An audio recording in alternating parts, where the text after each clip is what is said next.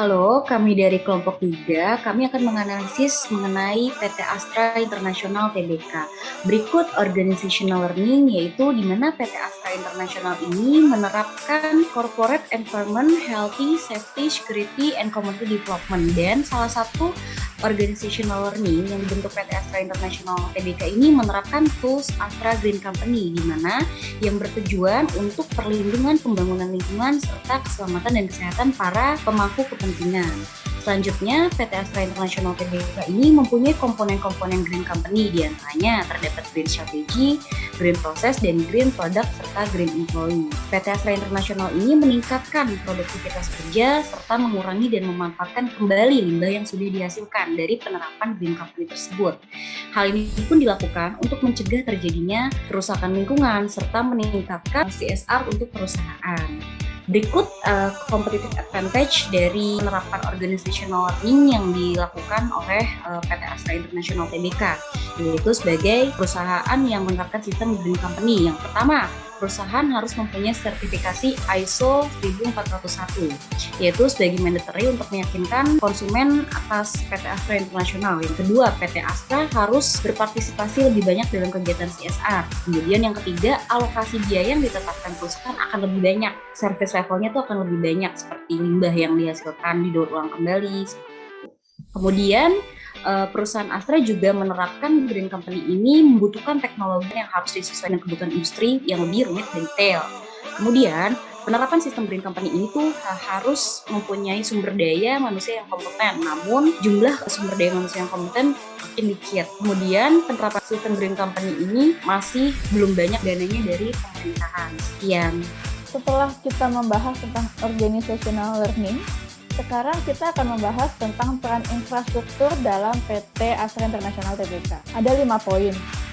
Kita akan membahas ke-5 poin ini satu persatu. Yang pertama, ada organization culture. PT Astra International Tbk ada catur dharma dan triple P roadmap yang dijalankan secara bersamaan dan sejalan dalam menjadi dasar untuk menjalankan segala aktivitas yang ada di perusahaan ini. Ada juga preserve people focus, artinya PT Astra International Tbk mengedepankan sumber daya manusia yang ada. Lalu PT Astra International Tbk ini juga mengedepankan inspirasi dipimpin oleh contoh. Yang terakhir di organization culture ini, PT Astra International Tbk mengedepankan inovasi-inovasi dalam kebudayaan yang ada. Kebudayaan ini bisa dikembangkan sesuai dengan catur dharma dan triple P roadmap yang ada. Yang kedua, ada organizational structure atau struktur organisasi. Di Astra International Tbk, organisasi yang ada strukturnya terpampang di layar. Yang ketiga, ada informasi, teknologi, dan infrastruktur. Di PT Astra International Tbk ini ada channel YouTube namanya Satu Indonesia,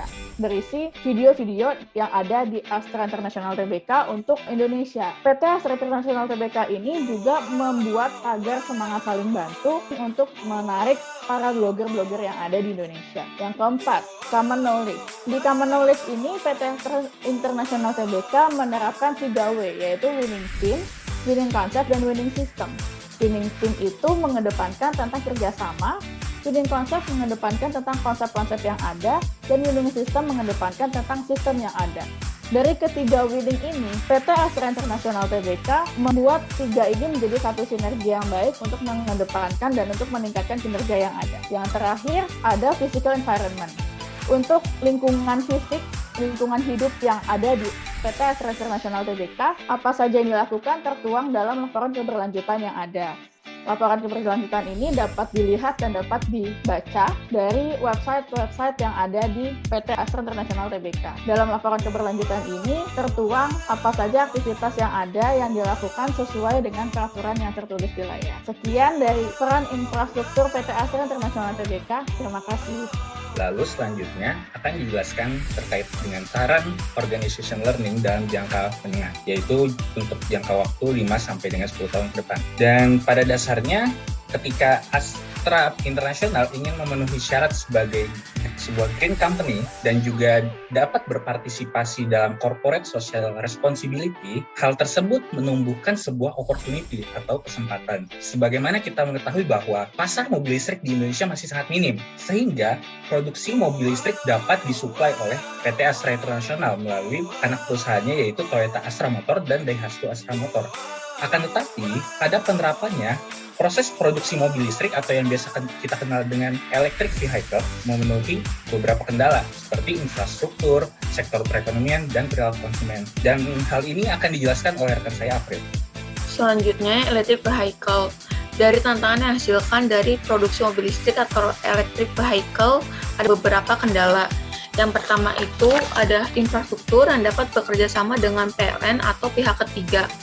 Yang kedua, sektor perekonomian, karena di sektor perekonomian saat ini masih terdampak pasca pandemi, akan tetapi diproyeksi akan segera bangkit kembali. Dan yang terakhir, ada perilaku konsumen untuk menjangkau konsumen, maka kehadiran outlet di tengah masyarakat harus diprioritaskan.